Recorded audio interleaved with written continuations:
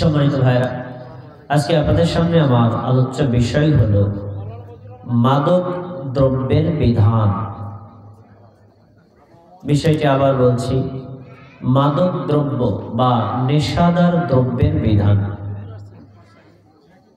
যে দ্রব্যগুলো গ্রহণ করলে মানুষ মাতাল হয়ে যায়, মানুষের মেধার বিকৃতি ঘটে, মানুষ স্বাভাবিক অবস্থায় থাকে না, এই ধরনের দ্রব্যগুলো গ্রহণ করার ক্ষেত্রে ইসলামী নির্দেশনা কি, আমরা এই বিষয়ে কোরআনের আলোকে, হাদিসের আলোকে সংক্ষিপ্ত পরিসরে আজকে আলোচনা করব ইনশাআল্লাহ।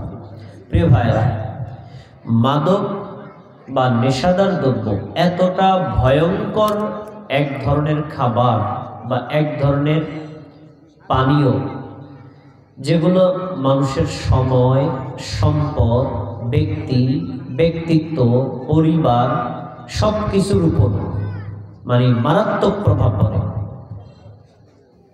যেগুলো মারাত্মক ক্ষতিকর।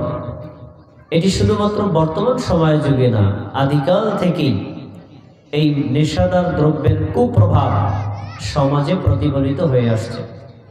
ভিতরটা একটু কমায় দেয়, স্পিকারটা একটু কমায় দেয়। কুপ্রভাব প্রতিফলিত হয়ে আসছে।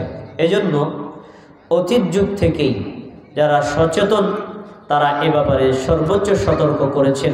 তার এই ধারাবাহিকতায় আমাদের নবী মুহাম্মদ সাল্লাল্লাহু আলাইহি সাল্লাম এ বিষয়ে সতর্ক করেছেন।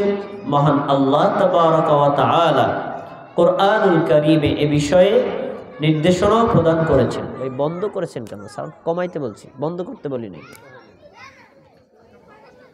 প্রিয় ভাইরা, আমাদের দেশ বাংলাদেশ, এদেশে সংখ্যাগরিষ্ঠ জনসংখ্যা মুসলিম হলেও এদেশে ইসলামী আইন অনুযায়ী সমাজ, দেশ, রাষ্ট্র পরিচালিত হয় না। কিন্তু তারপরেও এদেশের যে সরকার রয়েছে, সরকারের একটা অধিদপ্তর আছে, মাদক দ্রব্য নিয়ন্ত্রণ অধিদপ্তর। কেন তারা এই সেলটাকে গঠন করেছে? তারা জানে একটা জাতি ধ্বংস হওয়ার জন্য, একটি যুব সমাজ ধ্বংস হওয়ার জন্য মাদক দ্রব্য, নেশাদার দ্রব্য মারাত্মক ক্ষতিকর। এজন্য তারা এটাকে গঠন করেছে। এবং বাংলাদেশ আইন শৃঙ্খলা রক্ষাকারী বাহিনীদের মধ্যে একটা বাহিনী আছে যাদের কাজ মাদক দ্রব্য শনাক্ত করা, মাদক দ্রব্য যারা গ্রহণ করে, বিক্রি করে, সরবরাহ করে, তাদেরকে কঠোরভাবে শাস্তির আওতায় নিয়ে আসা। কেন এটা করেছে? কারণ এটা মানুষের, সমাজের, ব্যক্তির, পরিবারের উপর মারাত্মক কুপ্রভাব পড়ে।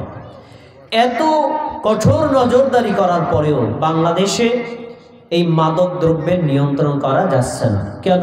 এর কারণ আমাদের দেশের অধিকাংশ মানুষ, বিশেষ করে স্পেশালি যুবক সমাজ এ বিষয়ে সচেতন না।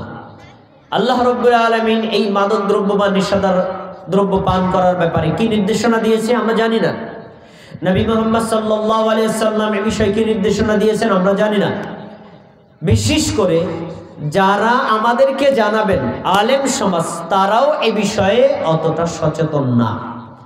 কারণ এমন এমন মাদক দ্রব্য আছে যে মাদক দ্রব্য আমাদের দেশের বড় বড় মুফতি, মাওলানা পর্যন্ত জনতার সামনে খায়।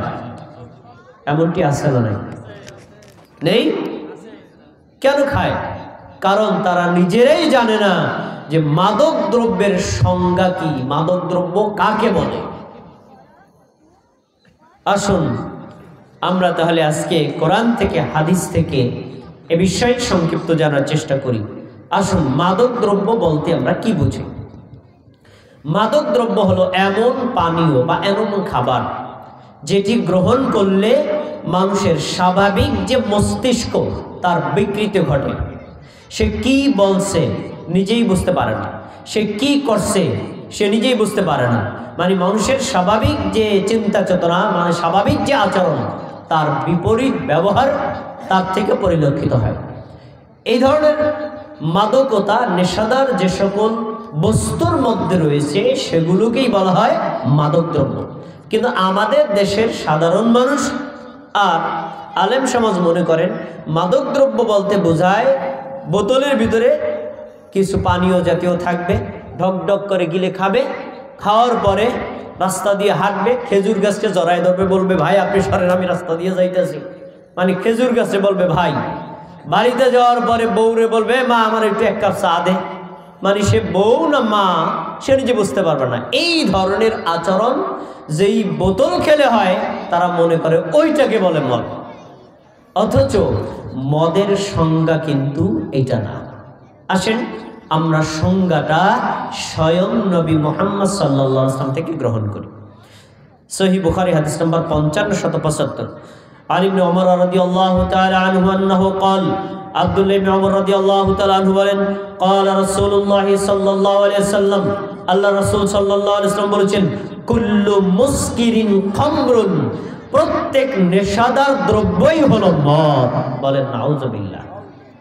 তার মানে যেই খাবারে, যেই পানীয়তে, যেই বস্তুতে নেশা তৈরি হয় ওর নাম কি? মদ। আর আমরা মদ বানাই নিছি, বোতলের মধ্যে থাকলে এটাই মদ। তাহলে নবী সাল্লাল্লাহু আলাইহি ওয়াসাল্লাম কি বললেন? প্রত্যেক নেশাদার দ্রব্যই হলো মদ। এরপর বলেছেন অকুল্লু মুসকিরিন হারামুন, প্রত্যেক নেশাদার বস্তু, নেশাদার দ্রব্য, নেশাদার পানীয়, নেশাদার খাবার যাতে মাদকতা আসে তাই হলো হারাম। তাহলে অত্র হাদিসে নবী সাল্লাল্লাহু আলাইহি সাল্লাম আমাদেরকে নেশাদার দ্রব্যের একটা সংজ্ঞা দিলেন। কিয়ামত পর্যন্ত যত প্রকারের খাবার, যত প্রকারের পানীয়, যত প্রকারের দ্রব্য আবিষ্কৃত হবে, যা খেলে, যা গ্রহণ করলে মানুষের মধ্যে নেশা তৈরি হয় তাকেই বলা হয় মদ। তাকে কি বলে? মদ। আচ্ছা, এবার মাদক দ্রব্যের মধ্যে একটা পরিমাণ আছে। পরিমাণ, মাদক দ্রব্যের যদি আপনি কম পরিমাণ গ্রহণ করেন আপনার মাদকতা বেশি আসবে না, যদি বেশি গ্রহণ করেন তাহলে মাদকতার পরিমাণ বেড়ে যাবে। গত বছর মানে এই বছরের আগের বছর একটি ঘটনা পুরা বাংলাদেশে হাইলাইট হয়েছে। মাদারীপুর শহরে মেয়ে এবং ছেলেরা মিলে মদ পান করেছে, ডান্স করেছে, মদ পান করে রাত্রিবেলায় ঘুমিয়েছিল, দিনের বেলায় লাশ। তার মানে ওদের পরিমাণটা ছিল কি? বেশি বেশি। তাহলে মদের পরিমাণেরও গ্রহণ আছে, বেশি হতে পারে, কম হতে পারে, আর মাঝারিও হতে পারে। কিন্তু শুনুন, যেই খাবারে, যেই পানীয়তে মাদকতা আসে এ ব্যাপারে নবী সাল্লাল্লাহু আলাইহি ওয়াসাল্লাম বলেছেন ক্বালা মা আসকারা কাসীলুহু ফাকালিলুহু হারাম, যেই খাবারের বেশি খেলে মাদকতা আসে তার সামান্য পরিমাণও হারাম। এক বোতল মদ, তার থেকে যদি আপনি সিম্পল ধরেন অল্প একটুখানি গ্রহণ করেন আপনার মেধার বিকৃতি হবে না আর আপনি মাতাল হয়ে যাবেন না, তাহলে কি অল্প পরিমাণ হালাল হবে? হালাল? হারাম। তাহলে যেই খাবারের বেশি পরিমাণ গ্রহণ করলে মাদকতা আসে তার সামান্য পরিমাণও হারাম। একথা বলেছেন কে? নবী মুহাম্মদ সাল্লাল্লাহু আলাইহি ওয়াসাল্লাম। প্রিয় ভাইরা, মদ আমাদের সমাজে নবী সাল্লাল্লাহু আলাইহি ওয়াসাল্লাম যুগ থেকে এই পর্যন্ত অনেক প্রকারের মাদকদ্রব্য আবিষ্কার হয়েছে। কিয়ামত পর্যন্ত অগণিত অসংখ্য পদের মাদকদ্রব্য আবিষ্কার হবে। এই পর্যন্ত যে সকল মাদকদ্রব্য আবিষ্কার হয়েছে তারগুলো কি দেখেন?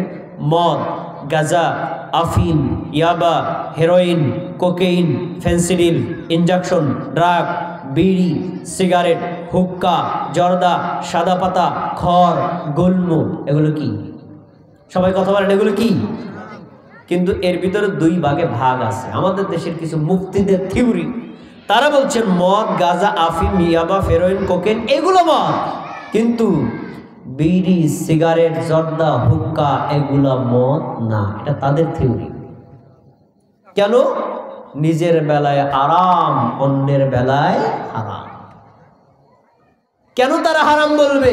তারা নিজেরাই তো জর্দা খায়। কেন তারা হারাম বলবে? তারা নিজেরাই তো সাদা পাতা খায়। কেন তারা হারাম বলবে? তারা নিজেরাই তো খড় খায়। অথচ এগুলো একটি হারাম মাদক দ্রব্যের অন্তর্ভুক্ত, এগুলো হারাম। তাহলে মাদক দ্রব্য বলতে শুধুমাত্র বোতলের মদ বোঝা যাবে না, এগুলো সবই মাদক দ্রব্যের অন্তর্ভুক্ত, অতএব এগুলো সবই হারাম। প্রিয় ভাইয়েরা, এগুলো সহ আরো নতুন নতুন অনেক মাদকদ্রব্য আবিষ্কার হবে। নবী সাল্লাল্লাহু আলাইহি ওয়াসাল্লামের হাদিস শোনেন, সুনানে নাসাই হাদিস নম্বর 5658 উবাদা ইবনে সামিত রাদিয়াল্লাহু তাআলা আনহু বলেন قال النبي صلى الله عليه وسلم নবী সাল্লাল্লাহু আলাইহি ওয়াসাল্লাম বলেন ইয়াশরাবু নাসুম মিন উম্মাতিল খামরা আমার উম্মতের মধ্যে মদখোর যারা আছে নেশাখোর যারা আছে তারা মাদক দ্রব্য গ্রহণ করবে নেশাদার দ্রব্য গ্রহণ করবে কিন্তু ইউসাম্মুনাহা বিগাইরি ইসমিহা কিন্তু ওটার নাম তারা মদ দিবে না নাম পাল্টায় ফেলবে বলবে এটা মদ না তাহলে ওর নাম কি হবে ওর নাম হবে গাঁজা ওর নাম কি হবে ওর নাম হবে আফিম ওর নাম কি হবে ওর নাম হবে হেরোইন ওর নাম কি হবে ওর নাম হবে ফেন্সিডিল ওর নাম কি হবে ওর নাম হবে বিড়ি ওর নাম কি হবে ওর নাম হলো সিগারেট ওর নাম কি হবে ওর নাম হলো জর্দা ওর নাম কি হবে ওর নাম হলো সাদা পাতা এগুলো সবই মাদক দ্রব্যের অন্তর্ভুক্ত নবী সাল্লাল্লাহু আলাইহি ওয়াসাল্লাম বলেছেন এগুলা মাদক দ্রব্য কিন্তু তারা নিজেরা মাদক দ্রব্য বলে নাম দিবে না মানে জনতা যেন বুঝতে না পারে তাহলে এই সকল মাদক দ্রব্য কি গ্রহণ করা যাবে না হারাম হারাম প্রিয় ভাই এ বিষয়ে কোরআনের নির্দেশনা আল্লাহ তাআলা বলেন সূরা মায়েদা 90-91 নম্বর আয়াত আল্লাহ বলেন ইয়া আইয়ুহাল্লাযীনা আমানু হে মুমিনগণ ইন্নামাল খামরু ওয়াল মাইসিরু ওয়াল আনসাবু ওয়াল আজলামু রিজসুম মিন আমালিশ শাইতান মুমিনগণ জেনে রাখো মদ জুয়া এবং মূর্তি পূজা আর ভাগ্য নির্ধারক তীর এগুলো সবই হলো শয়তানের কাজ ফাজতানিবুহু লাআল্লাকুম তুফলিহুন তোমরা যদি দুনিয়া এবং আখিরাতে সফল হতে চাও এগুলোকে ছেড়ে দিতে হবে তাহলে মদ কার কাজ শয়তানের কাজ জুয়া কার কাজ শয়তানের কাজ মূর্তি পূজা বিভিন্ন খাম্বা পূজা বস্তু পূজা এগুলো কার কাজ শয়তানের কাজ ওয়াল আজলাম এবং ভাগ্য নির্ধারক তীর সমূহ বা কোনো কিছুর মাধ্যমে ভাগ্য নির্ধারণ করা এগুলো কি শয়তানের কাজ তোমরা এগুলো ছেড়ে দাও তাহলে আল্লাহ রাব্বুল আলামিন এখানে মাদক দ্রব্য গ্রহণ করাকে শয়তানের কর্ম বলে আখ্যায়িত করেছেন আর এগুলো বর্জন করতে বলেছেন এগুলো কেন বর্জন করবেন কারণ এগুলো বর্জন করার কারণ হলো এগুলো শয়তান মানুষের মধ্যে কুপ্রভাব সৃষ্টি করে যে সকল দায়িত্বশীল মানে স্বেচ্ছাসেবক ভাইরা আছেন তাদেরকে একটু অনুরোধ করছি শিশুদের মাঝখানে একজন দুজন একটু থাকেন ওদেরকে শান্ত সুলভ বুঝিয়ে দেন যেন কথা না বলে পরের আয়াতে আল্লাহ বলেন ইন্নামা ইউরিদুশ শাইতান আইয়ুকিয়া বাইনাকুমুল আদাওয়াতা ওয়াল বাগদা শোনো শয়তান চায় মদের মাধ্যমে জুয়ার মাধ্যমে এবং এই মূর্তি পূজার মাধ্যমে মানুষের মধ্যে শত্রুতা হিংসা বিদ্বেষ এগুলো তৈরি করতে কেননা তাদের আরো শয়তানের চাহিদা আছে ওয়ায়াসুদ্দুকুম আন যিকরিল্লাহ শয়তান চায় তোমাদেরকে আল্লাহর জিকির থেকে ফিরিয়ে রাখতে ওয়ায়াসুদ্দুকুম আনিস সালাত শয়তান চায় তোমাদেরকে আল্লাহর সালাত থেকে ফিরিয়ে থাকতে ফাহাল আনতুম মুনতাহুন এর পরেও কি তোমরা মাদকদ্রব্য আর এই ধরনের জুয়া এগুলো বর্জন করবা না আল্লাহ আমাদের প্রশ্ন করেছেন তাহলে এই আয়াতের মাধ্যমে আল্লাহ তাবারাকা ওয়া তাআলা আমাদেরকে কঠোরভাবে নির্দেশ প্রদান করলেন যে মাদক দ্রব্য কখনোই গ্রহণ করা যাবে না জুয়া কখনোই খেলা যাবে না এই ধরনের হারাম কর্ম থেকে নির্দেশ করেছেন নিষেধ করেছেন কে আল্লাহ প্রিয় ভাইরা এরপরে আল্লাহ রাব্বুল আলামিন নবী মুহাম্মদ সাল্লাল্লাহু আলাইহি ওয়াসাল্লামের মাধ্যমে এই মাদক দ্রব্যের কুপ্রভাব সম্পর্কে বিভিন্ন বয়ান আমাদেরকে শুনিয়েছেন আর আমরা তার থেকে কিছু শুনি সুনান ইবনে মাজাহ হাদিস নম্বর 3371 আবু দারদা রাদিয়াল্লাহু তাআলা আনহু বলেন আওসানি খলিলি আমার একান্ত বন্ধু আমাকে ওসিয়ত করেছেন আবু দারদা রাদিয়াল্লাহু তাআলা আনহু বলেন আমার একান্ত বন্ধু আমাকে ওসিয়ত করেছেন একান্ত বন্ধু মানে কে নবী মুহাম্মদ সাল্লাল্লাহু আলাইহি ওয়াসাল্লাম নবী সাল্লাল্লাহু আলাইহি ওয়াসাল্লাম ওসিয়ত করেছেন কি লা তাশরাবুল খামরা তুমি কখনো মাদক দ্রব্য গ্রহণ করবা না ফা ইন্নাহা মিফতাহু কুল্লি শার কেন গ্রহণ করবা না জানো মাদক দ্রব্য হলো সকল পাপের মূল মাদক দ্রব্যকে নবী সাল্লাল্লাহু আলাইহি ওয়াসাল্লাম কি বলেছেন সকল পাপের মূল তার মানে মাদক দ্রব্য থেকেই অন্য অন্য পাপের উৎপত্তি হয়। এই জন্য নবী সাল্লাল্লাহু আলাইহি ওয়াসাল্লাম আবু দারদা রাদিয়াল্লাহু তাআলা আনহুকে স্পেশাল ভাবে বলেছেন, সাবধান, কখনো মাদক দ্রব্য, কখনো নেশাদার দ্রব্য তুমি পান করবা না। তাহলে আমরা এখান থেকে একটা তথ্য পেলাম, মাদক দ্রব্য হলো সকল পাপের মূল।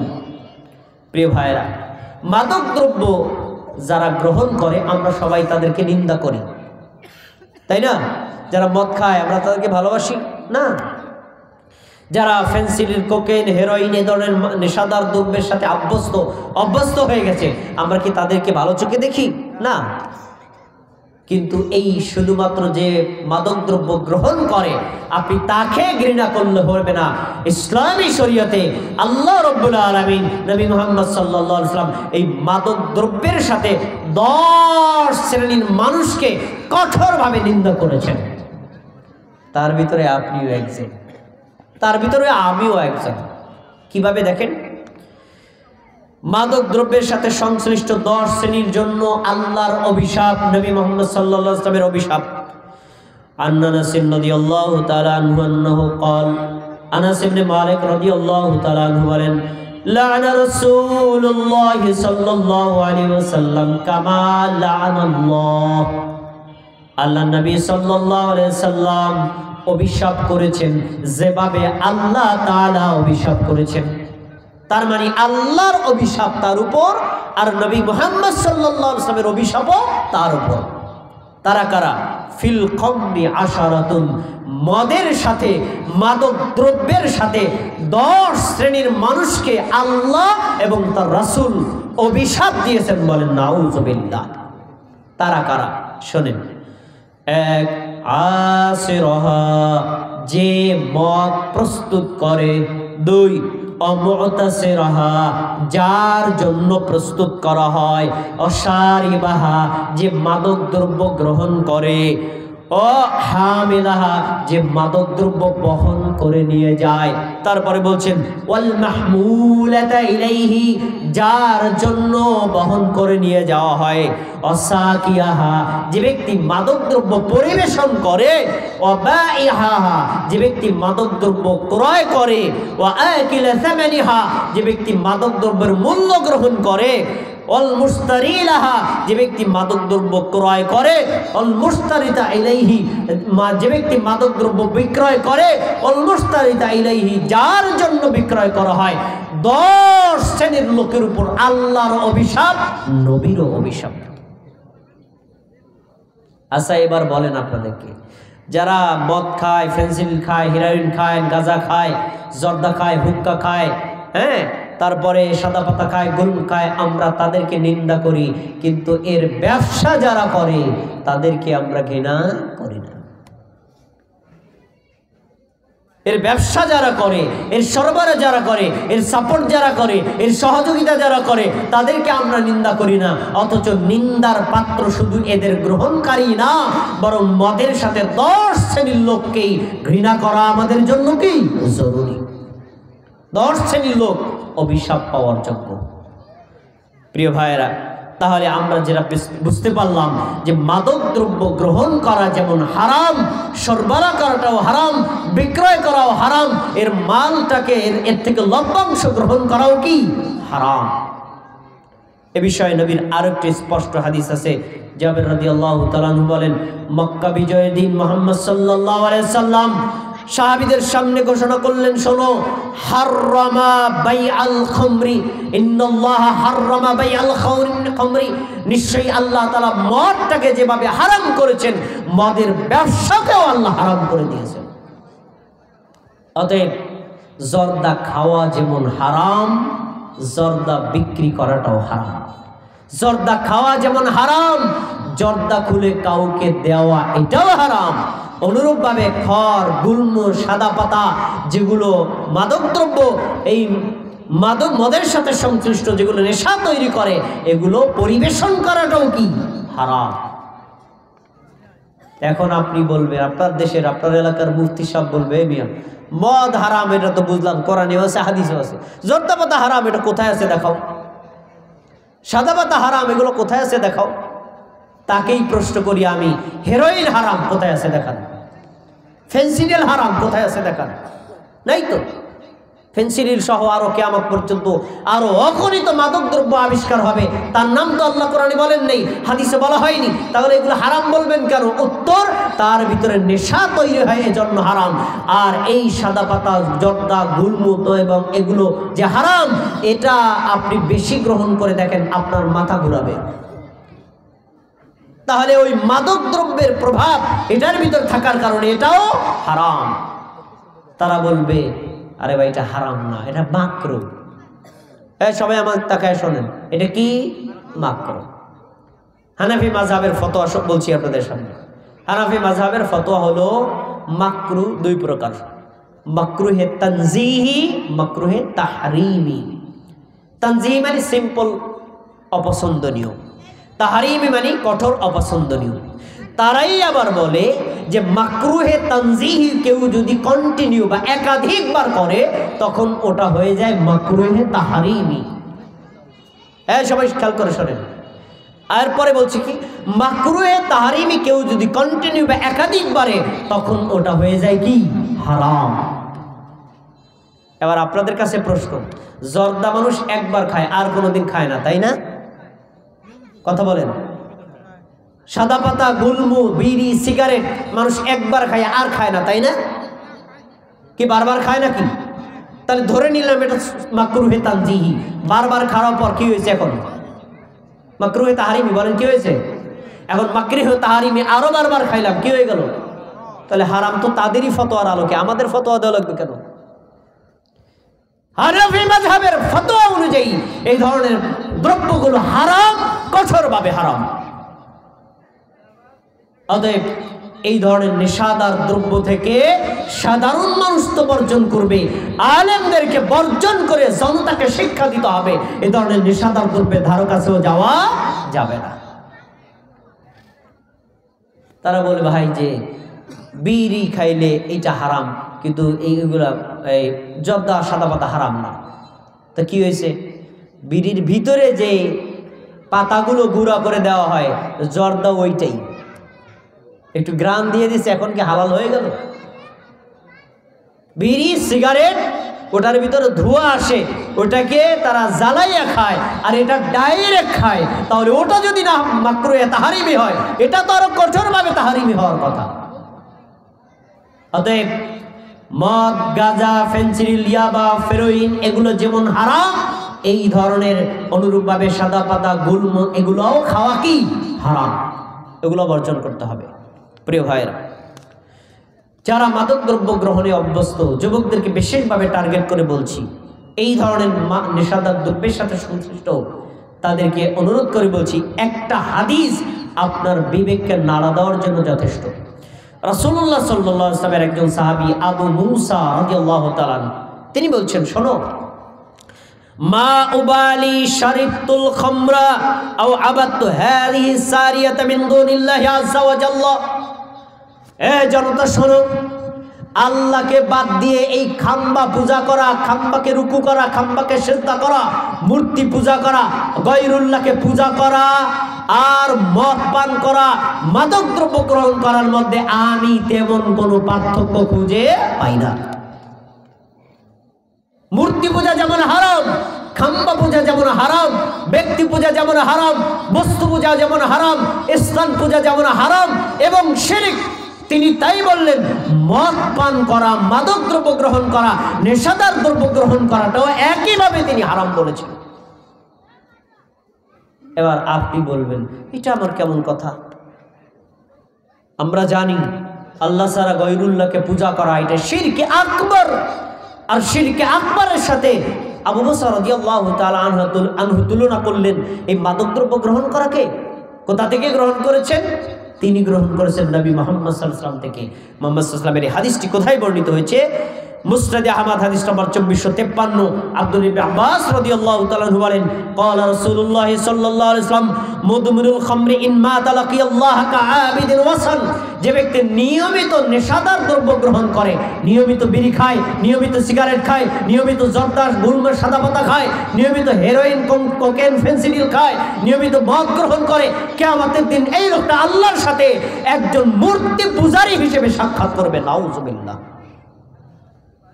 তাহলে মূর্তি পূজা কত বড় ভয়ঙ্কর পাপ, সেই পাপের সাথে তুলনা করা হয়েছে যে এই মাদক দ্রব্য গ্রহণ করাকে।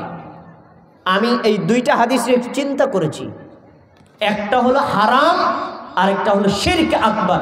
তো হারামের সাথে শিরক আকবরের তুলনা করা হলো কিভাবে, আমি একটু পেয়েছি। কারণ কি?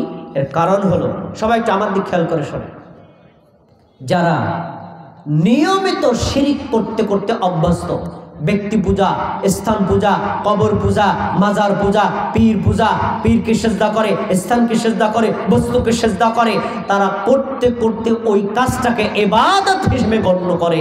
তাদেরকে যখন বলা হয় এই কাজটা হলো হারাম, এই কাজটা হলো শিরিক, তারা বলার সাথে সাথেই কি ফেরে না? কেন?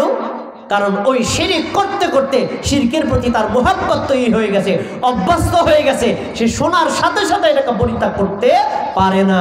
ঠিক একই কারণ এই মাদকদ্রব্য গ্রহণকারীদের, যারা এগুলা খেতে খেতে খেতে খেতে অভ্যস্ত হয়ে গেছে, তাদেরকে যদি বলেন যে ভাই আপনি পান খাচ্ছেন, জর্দা খাওয়া তো হারাম, শুনলে কি ছেড়ে দিবে?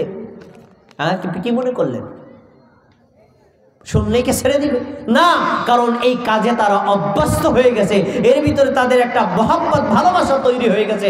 এজন্য তারা শোনার সাথে সাথে আল্লাহ হারাম করেছেন, নবী হারাম করেছেন এ কথা শোনার পরেও তারা পরিত্যাগ করতে পারে না। ঠিক তাহলে মূর্তি পূজারীদের মধ্যে পূজার প্রতি যেমন মহব্বত, অনুরূপভাবে যারা মাদক দ্রব্য গ্রহণ করে মাদকতার প্রতি তাদের একই মহব্বত। এজন্যই আল্লাহ এবং তার নবী এবং সাহাবীগণ এটাকে মূর্তি পূজার সাথে তুলনা করেছেন। আপনাকে দূরে যাব কেন? হ্যাঁ, আমার নিজস্ব একেবারে নিকটবর্তী আত্মীয়, আমি নিজে তাদেরকে বলেছি আপনি পান খান, জর্দা খাওয়া হারাম, খাবেন না, গুলম খাওয়া হারাম, খাবেন না, খড় খাওয়া হারাম, খাবেন না। এগুলো তাদেরকে কয়েকবার কঠোরভাবে বলেছি, শোনে কে আর মানে কে? কেন? ওই অভ্যস্ত হয়ে গেছে। তাই এমন অভ্যস্ত লোক আমাদের সমাজে আছে না? না আছে তো আছে। মসজিদের ইমাম, মসজিদের খতিব পর্যন্ত আছে। তাহলে মাদকের বিরুদ্ধে কথা বলবে কে? প্রিয় ভাইরা, তাহলে এই ধরনের মাদক দ্রব্য থেকে আমাদের বের হয়ে আসতে হবে। প্রিয় ভাইরা, যারা এই ধরনের নেশাদার দ্রব্য গ্রহণে অভ্যস্ত, তাদের জন্য একটা কঠিন হাদিস আপনাদেরকে শুনিয়ে যাচ্ছে। যারা এই ধরনের খাবার খেতে অভ্যস্ত তারা একটু মনোযোগ দিয়ে শুনুন। আমরা এখানে যারা আছি, আমরা কি মুমিন না কাফের? সবাই কথা বলেন, মুমিন না কাফের?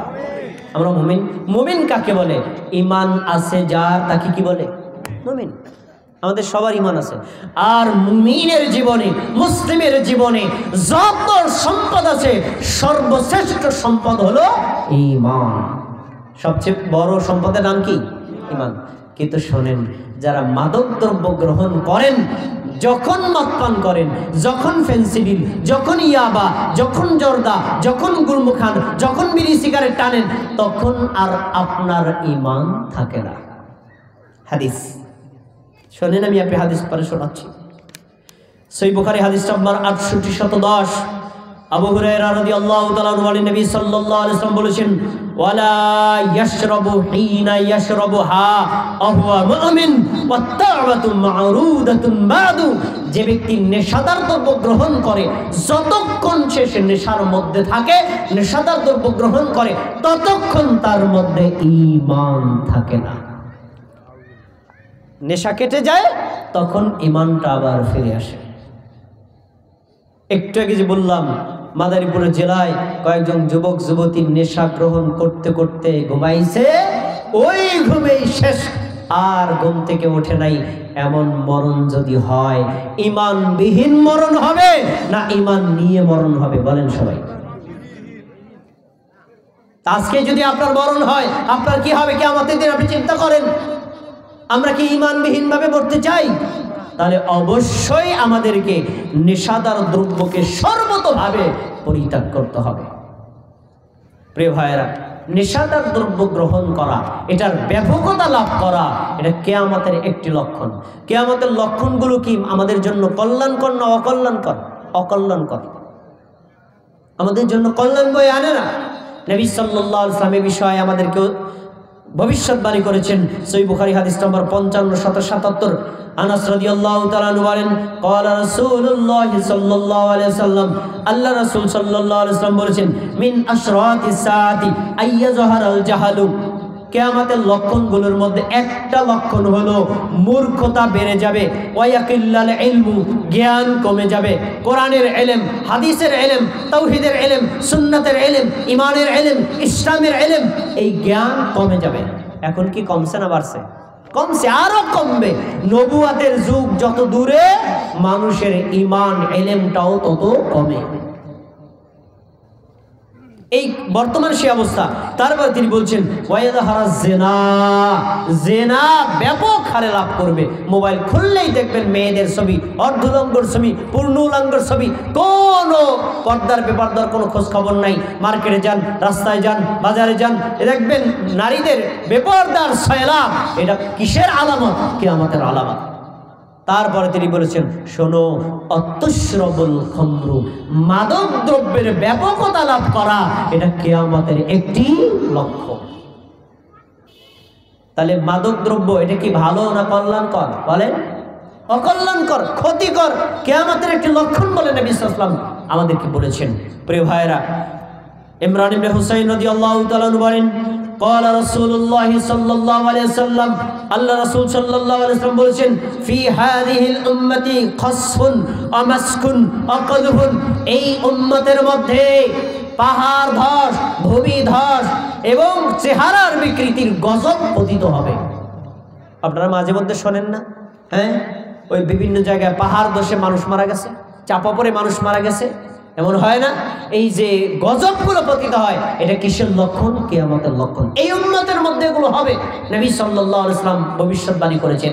এই হাদিস যখন বলেছেন, তখন সাহাবীদের মধ্যে একজন প্রশ্ন করছে, ক্বালা ইয়া রাসূলুল্লাহ, একজন বলছে, হে আল্লাহর রাসূল, অমাতা দাকা, মানুষের চেহারার আকৃতি পরিবর্তন হয়ে যাবে, পাহাড় ধস হবে, আসমান থেকে পাথর বর্ষণ হবে, এই ভয়ঙ্কর পাপ, ভয়ঙ্কর গজব কখন হবে?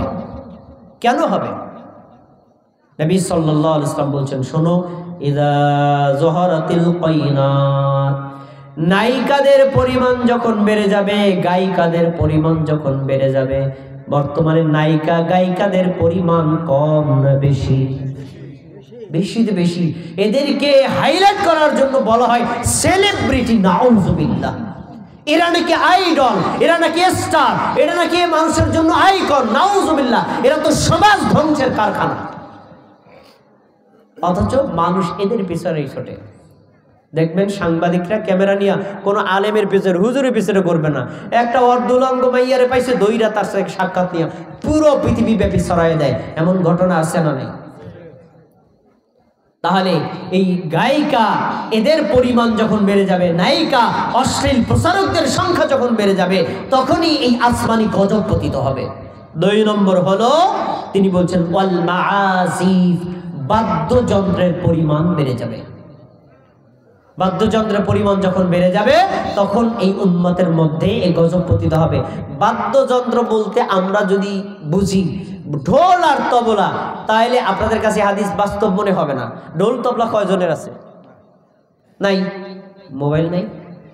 হ্যাঁ, কোন মানুষ কল্পনাই করতে পারে না যে বাদ্যযন্ত্র ঢোল নিয়ে, তবলা নিয়ে মসজিদের মধ্যে যাবে, কিন্তু মোবাইল নিয়ে যায় না মানুষ। কিন্তু মোবাইলের যে বাদ্যযন্ত্র, তার ঢোল তবলাকেও হার মানায়, এমন ঘটনা ঘটে না? কি ঘটে না? তাহলে এগুলো কি বাদ্যযন্ত্রের ব্যাপকতা না? বিয়ের অনুষ্ঠান, বিভিন্ন অনুষ্ঠান, জন্মদিনের অনুষ্ঠান, একটু তারপরে বিভিন্ন দিবস পালন, সরকারি দিবস, বেসরকারি দিবস, ধর্মীয় দিবস পালনের ক্ষেত্রে বিভিন্ন বাদ্যযন্ত্রের ছায়া বাসানো নাই। এগুলো কিয়ামতের লক্ষণ। নবী সাল্লাল্লাহু আলাইহি ওয়াসাল্লাম বলেন এগুলো যখন হবে তখন আল্লাহর গজব এই উম্মতের উপর পতিত হবে।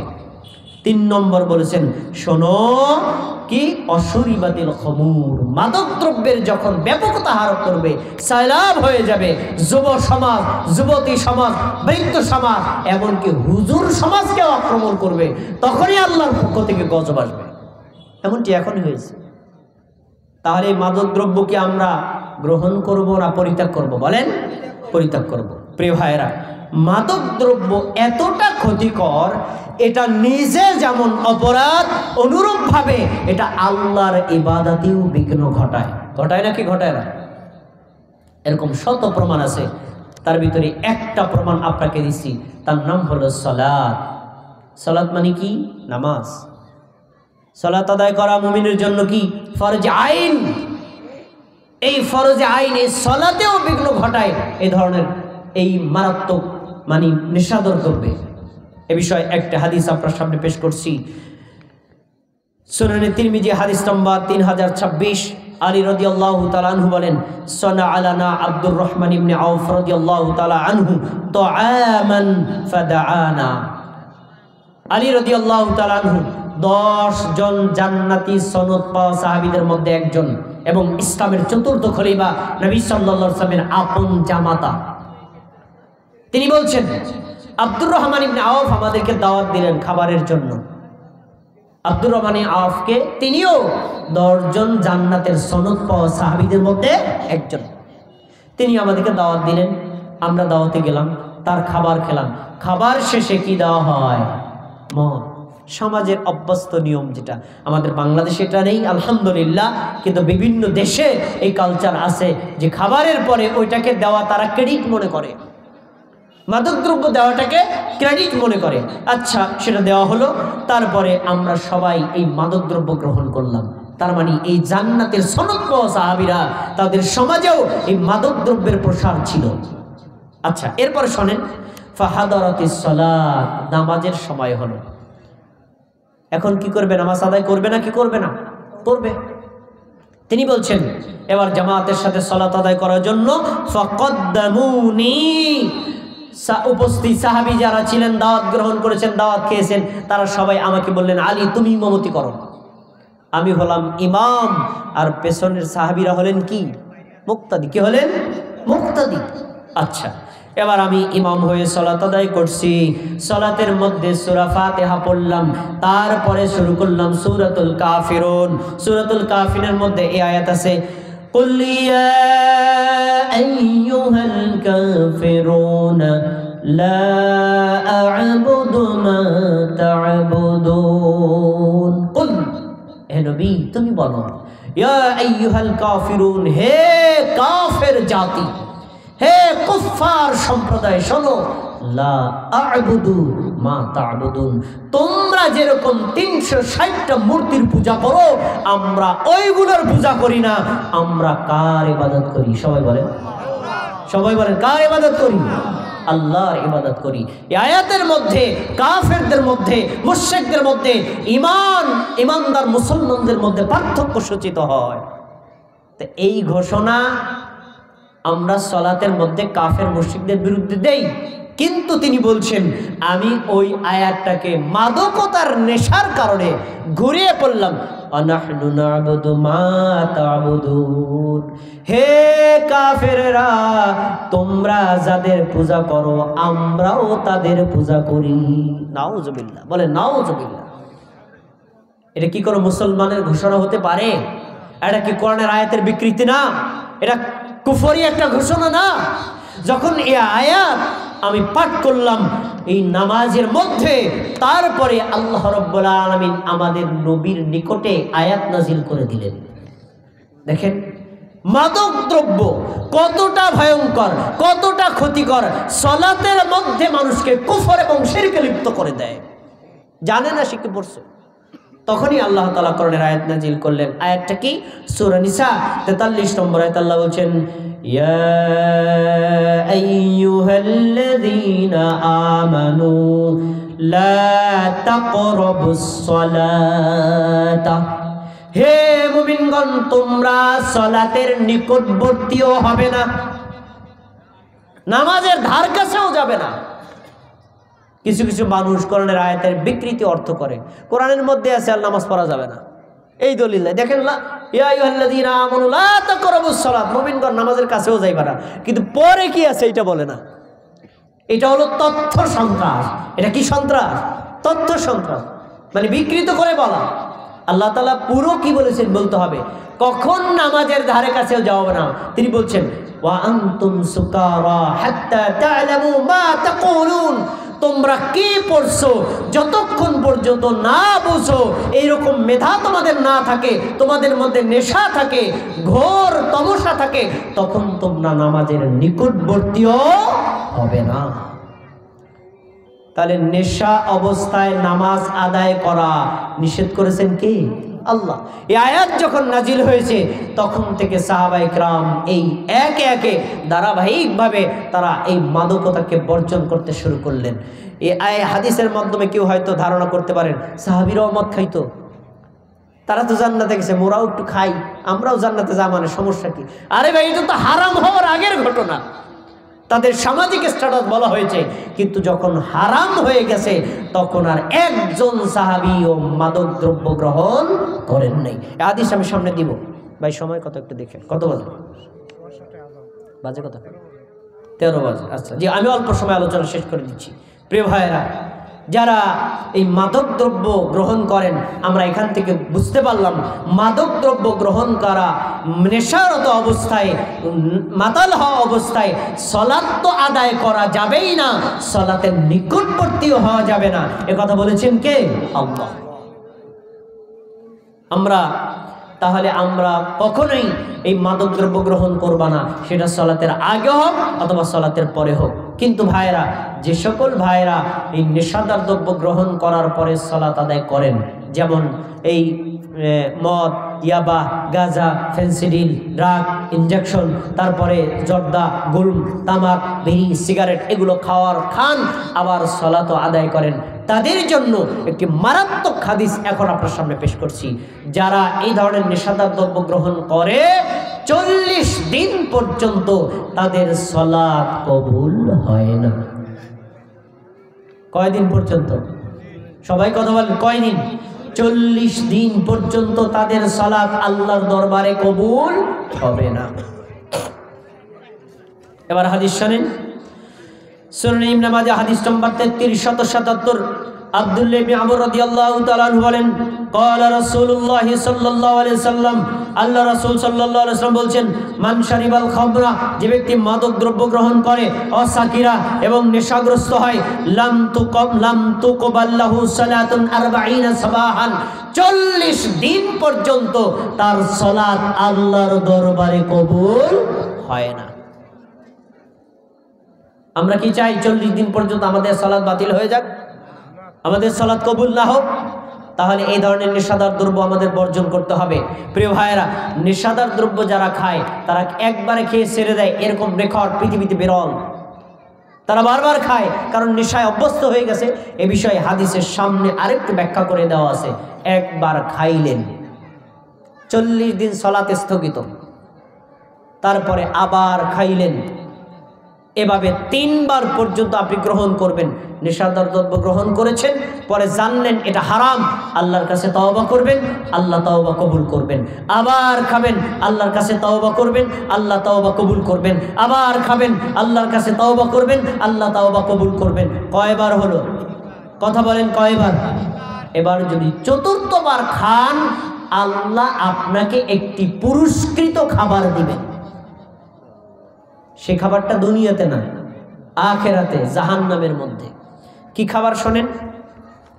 নবী সাল্লাল্লাহু আলাইহি ওয়াসাল্লাম বলেছেন, ফা ইন আদার রাবিআ, যে ব্যক্তি নেশাদার দ্রব্য 4র্থবার গ্রহণ করে, কানা হাক্কান আলাল্লাহি আইয়াসকিয়াহু মিন রাদগাতিল খাবাল ইয়াউমাল কিয়ামাহ, আল্লাহর হক হয়ে যায় ওই মাতাল লোকটাকে, ওই নেশাদার লোকটাকে রদগাতুল খাবাল খাওয়ানো কিয়ামতের দিন।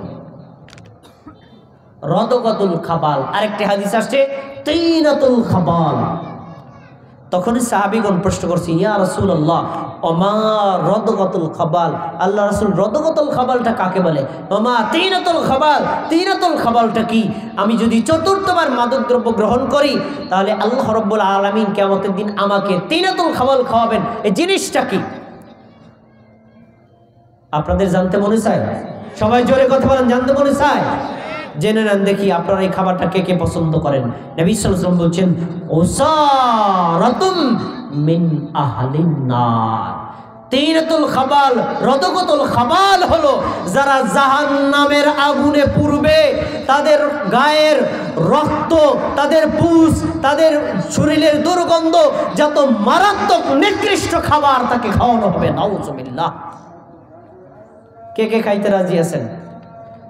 মানুষের শরীরের ঘাম, রক্ত, পুষ, দুর্গন্ধ, জীবাণুযুক্ত খাবার কে কে খেতে পছন্দ করেন? তারা আজ থেকে বিড়ি খাবেন, আজ থেকে সিগারেট খাবেন, আজ থেকে জর্দা খাবেন, আজ থেকে ফেরোইন খাবেন। খাবেন, কিয়ামতের দিন আল্লাহ আপনাকে উপহার দেবেন। কঠোর হাদিস। এ হাদিস যদি জানে, বাংলার জমিনে কোনো মুমিন মুসলমান এ ধরনের কু খাবারে অভ্যস্ত হতে পারে না। প্রিয় ভাইরা, তাহলে আমরা এই ধরনের কু খাবার কি গ্রহণ করব না বর্জন করব? বর্জন করতে রাজি আছি না ইনশাআল্লাহ?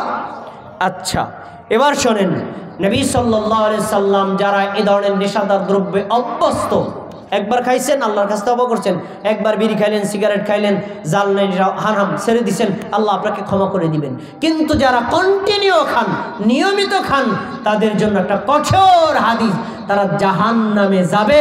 জাহান্নামের এই ধরনের নিকৃষ্ট খাবার খাবে তো খাবে, তারা জান্নাতে যেতে পারবে না।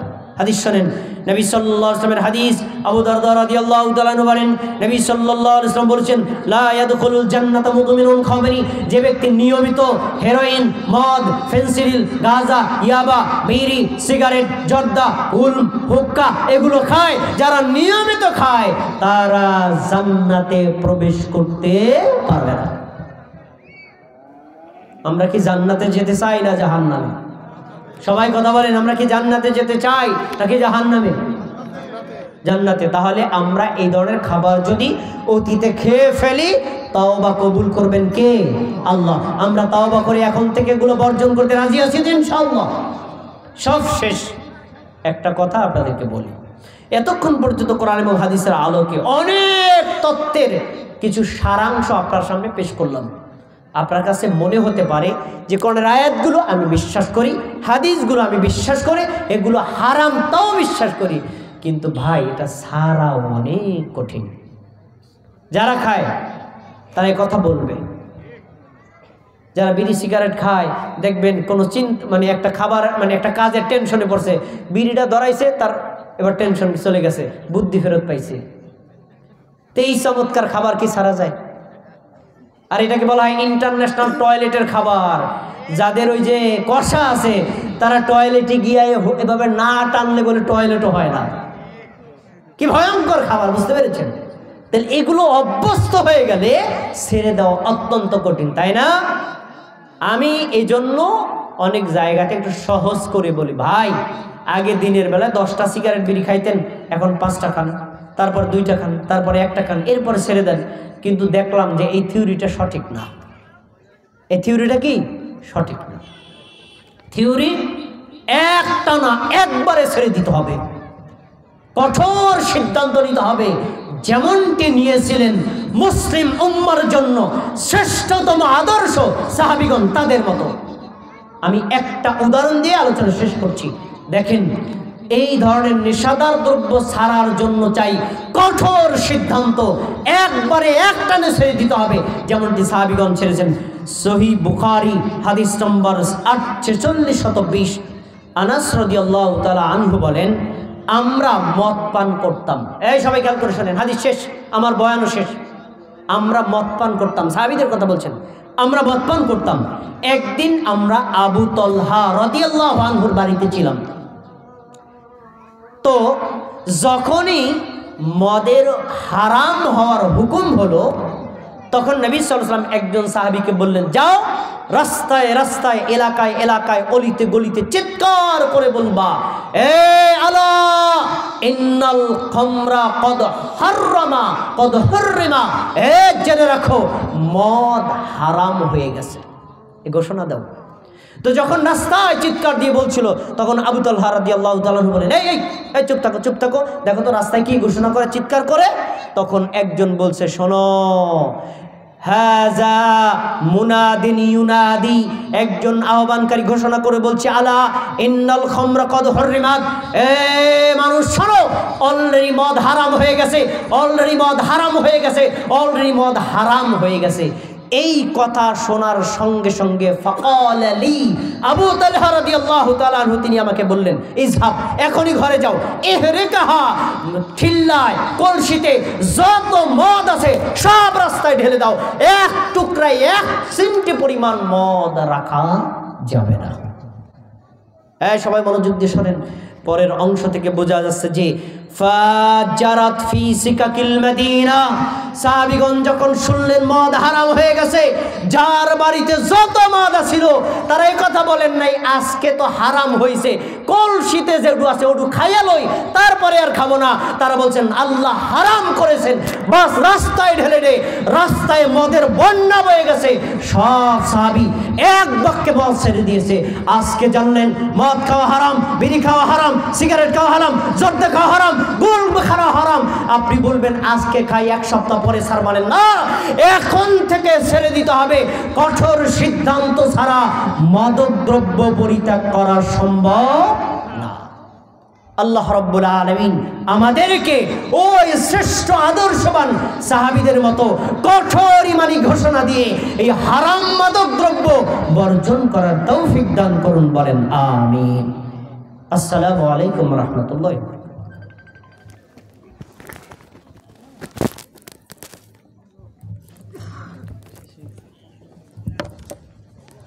আলহামদুলিল্লাহ, জাযাকাল্লাহু খাইরান, আহসানান জাযান মুহতারাম। বড় ভাই শহীদুল ইসলাম শহীদ, অন্তর থেকে দোয়া করছি আল্লাহ তার ইলমে বারাকা দান করেন, হায়াতে বারাকা দান করেন, তার মানে বারাকা দান করেন, আল্লাহুম্মা আমিন। নেশাদার দ্রব্যের উপরে ভাই খুব গুরুত্বপূর্ণ আলোচনা করেছেন, আপনারা শুনলেন। আল্লাহ রাব্বুল আলামিন আমাদের সকলকে আমল করার তৌফিক দান করেন। সম্মানিত উপস্থিতি, এখনই এশারের আজান হবে ইনশাআল্লাহ। আজানের পরে আগের টাইমেই আর কি 7:30